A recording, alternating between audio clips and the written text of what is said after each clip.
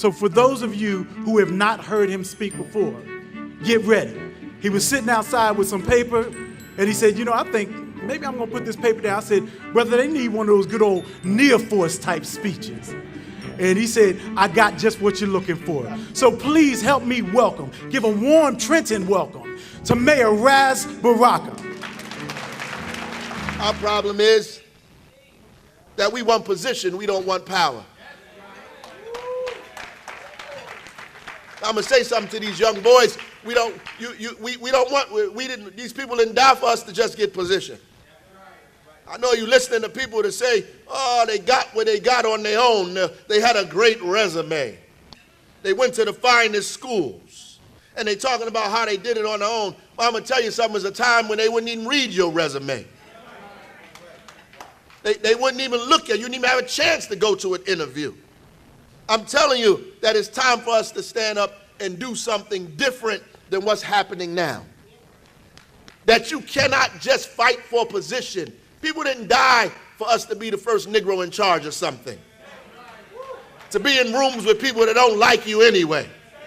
To rub elbows with folks as soon as you walk out of the room gonna devise a way to destroy you anyway. Ain't never gonna do what you ask or what you need anyway. Nobody fought for the right to vote so you could just get up there and go to wine parties and eat cheese and crackers and look fancy and wear all these expensive clothes and walk around talking about you the head of this and the head of that and the head of this. Meanwhile, your children are dying on dirty sidewalks in a community in the street, can't find a job, a decent school to go to. We don't want position, we want power. We didn't fight for this thing to be in no position. We want to be in control of our own lives. We want to dictate our own destiny. We want to be able to go to schools that we create. When we take pictures, we want to see our faces on them. When we read history, we want our names in the history books. When they talk about the world, we want to see our parents in the world. When they make movies, we want to be in the movies. When they write books, we want to be in the books that they write. We want to be in charge of our own lives, and we want our image to be created as we see it and not as other people see it. We need leaders. We need these young men to love themselves and to be without fear. We need them to be without fear. We need you to fear God and nothing else. We need you to be without fear. We need you to answer to God and no one else. When the truth shows up, falsehood vanishes. I feel good. I feel good when I walk in a room and people get nervous when I'm there. I want the devil to tremble every time he sees me.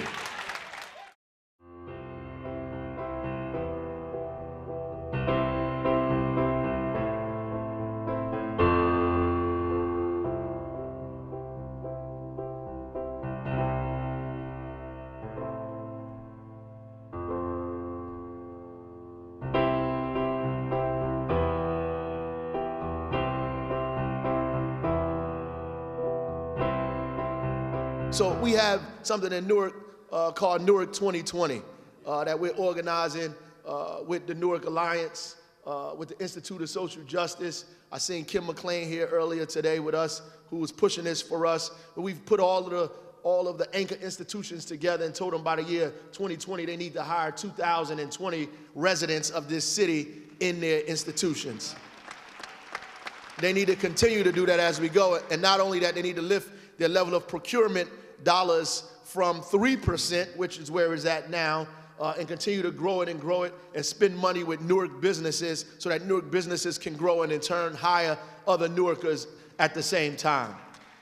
We also said that we want to encourage those people who come to work in Newark to live in our city. It's not enough to benefit from the prosperity that the city has to offer. You also have to bear the burden that we have to bear in this city every day.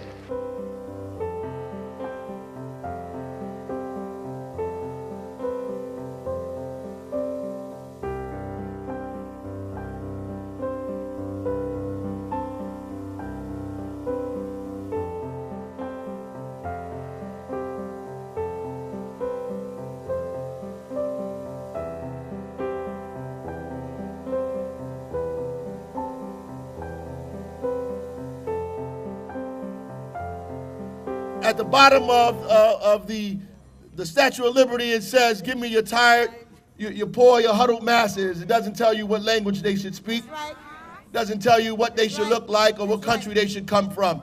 It just said, "Bring them here and we'll take care of them." That's what it said. It said all of us. We are American.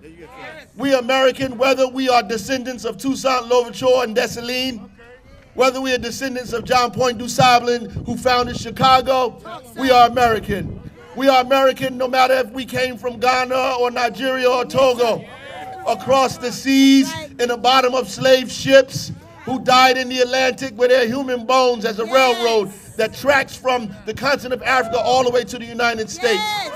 We are Americans, whether we shed our blood in cotton farms or sugar farms in the south of Virginia or North Carolina or Alabama. We are Americans.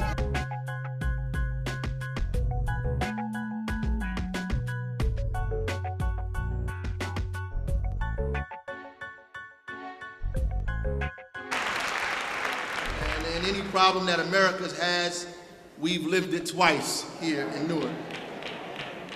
But the great thing about this city, the city of my birth, the first mayor that was actually born in the city for decades, is that we have a history of pushing back, of defining for ourselves and being at the forefront of national struggle. We have been in a state of emergency since the end of the Civil War. We've been waiting for someone else to call of a state of emergency for us, and then we respond. When there are weather conditions, there is a state of emergency, but the wind has been beating our naked backs for centuries, and we've been left out in the cold for decades.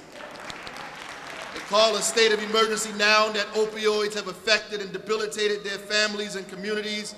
But we have been living with the heroin and prescription drug overdose in our communities as a cheap medicine for the pain of poverty and hopelessness for years. But the good thing is that not all of us have grown comfortable with this state and have been and are working tirelessly to get these boots off our necks. It is difficult to be a Christian in a nation that has normalized white supremacy and made it okay to celebrate the flags of those that have lynched us. Dr. King was a Christian in a place where it was okay to believe in God, but difficult to do good or God's work. Dr. King was a Christian where they used the symbol of ultimate sacrifice to invite terror and raise hell to burn crosses on our lawns. Dr. King was an optimist, not an opportunist. Dr. King was an optimist, not an opportunist. Opportunists will go with a half-truth that puts them at the front than the whole truth that tells them to wait his turn. Opportunists will partner with a lie that benefits his self-interest and invest in what's real that lifts us all up. Opportunists takes advantage of our dissatisfaction for their own personal gain rather than work to create solutions. I'm telling you, an opportunist eats the king's meat and watches us starve, then say, pull yourself up by your own bootstraps. Dr. King was an optimist. He believed that victory belonged to the righteous. And no matter how difficult the terrain or enormous the odds, he believed that a small man with a slingshot and the promise of God could defeat a valley of giants. He knew that Meshach, Shadrach, and Abednego escaped the fiery furnace without a scar, and they stood against oppression and told the king that they believed in God and that he would save them, but even if he didn't, they believed in him anyway. He was an optimist because he knew of a people, the only people that didn't come here looking for freedom or fleeing persecution. The only people that didn't come here looking for the promise. In fact, it was us that made everybody else's promise come true. Paul Robeson said, we ask for nothing that is not right, and herein lies the power of our demand. We don't want special privileges. We just want to be treated like human beings. We want our children to go to good schools that teach them the truth and not burden them with self-hatred and lies. We want them to graduate from college like everybody else's children. We don't want them shot at traffic lights or buckled to their seats. We don't want them choked to death for selling cigarettes. We don't want them murdered in front of recreation centers. We want to live in safe neighborhoods. We want jobs that pay decent wages, and we want to live in housing that's not falling apart.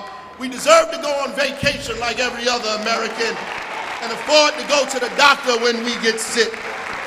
We don't want any special privileges. We just want medicine and health care that's affordable and keeps us alive and not addicted. We want to see ourselves in the world a part of the human family. We want justice. We want equality and equity. We don't want any damn handouts. When God blew breath in the first human beings, we were here. Our existence had its origins in God's imagination itself. The rest of the world is here because we were here. Our legacy matters. We taught the world science and math and geography. They came and sat at our feet to learn. America is only exceptional because we struggled here, because we bled here, because we marched here, because we were lynched here, because Dr. King made it more democratic, more inclusive, more humane, more right, but we have a long, long, long way to go.